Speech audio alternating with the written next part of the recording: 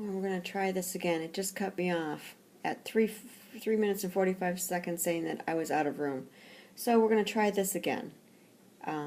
So for percentage of sales method, bad debt expense is computed as follows. You take your current period sales times the bad debt percentage equals your estimated bad debt expense. I know your first question is where do you get the bad debt expense or percentage? That is based on history of the company or of their industry.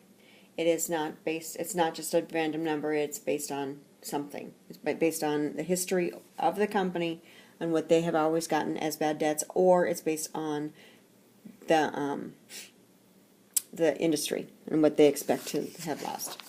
So percentage of sales method, Musicland has credit sales of $400,000 in 2013. It is estimated that 0.6 of credit sales will eventually prove uncollectible. So see?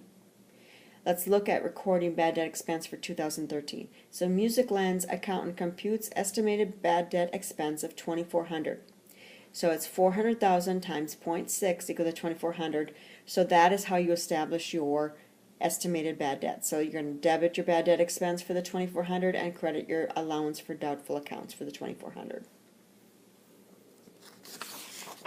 Percentage of receivables method. First, compute the estimate of allowance for doubtful accounts. So you take your year-end accounts receivable times your bad debt percentage, again, based on history or on industry. You take that bad debt expense is computed as the total estimated bad debt expense. So what that is the expense, not the allowance. So when we do the percentage of sales, that is the allowance amount. For percentage of receivable method, it is computing the bad debt expense. So I know that you're not going to quite understand that completely, but we'll get there. Total estimated bad debt expense is the year-end accounts receivable times the bad debt percentage. So then you're going to take the total estimated bad debt expense minus the previous balance in the allowance account, and that will equal your current bad debt expense. Musicland has $50,000 in accounts receivable and a $200 credit balance in allowance for doubtful accounts on December 31st, 2013. Past experience suggests that 5% of the receivables are uncollectible. Desired balance in allowance for doubtful accounts is $50,000 times 5%, or $2,500. So our allowance is going to be $2,500. That's what we're trying to get to. We had $200 already there, so we have to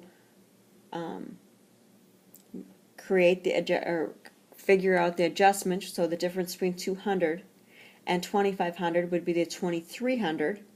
So then our debit to bad debt expense is $2,300, and our credit for allowance for doubtful accounts would be the $2,300.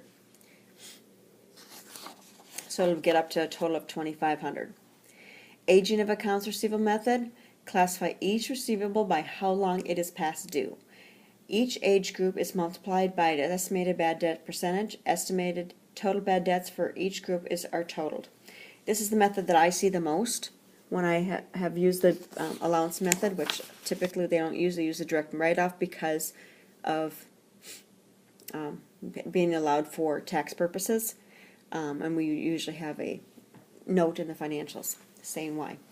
So, but to compute this, when I've had to do an allowance account in my profession, typically your current stuff will have the least amount of bad debt percentage, and as you get further out and it gets further past due, the higher percentage of, or chance of percentage that their amounts are not going to be collected.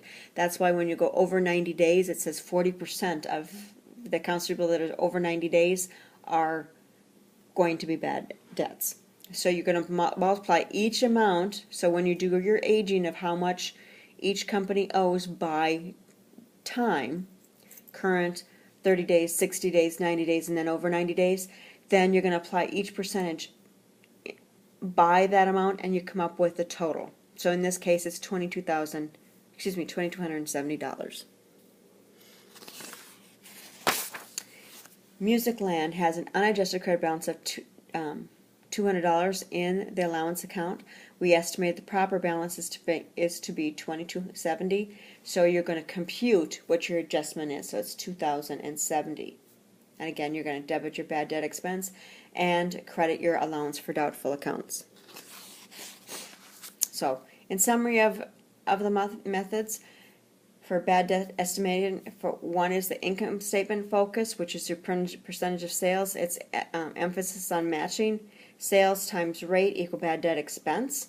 Under the balance sheet focus, we have two different methods: the percentage of receivables or the aging of receivables.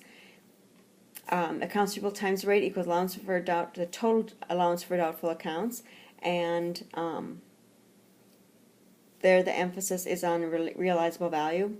Same thing for the accounts receivable by age times the age rate equals your allowance for doubtful accounts. Note receivable. A promissory note is a written promise to pay a specified amount of money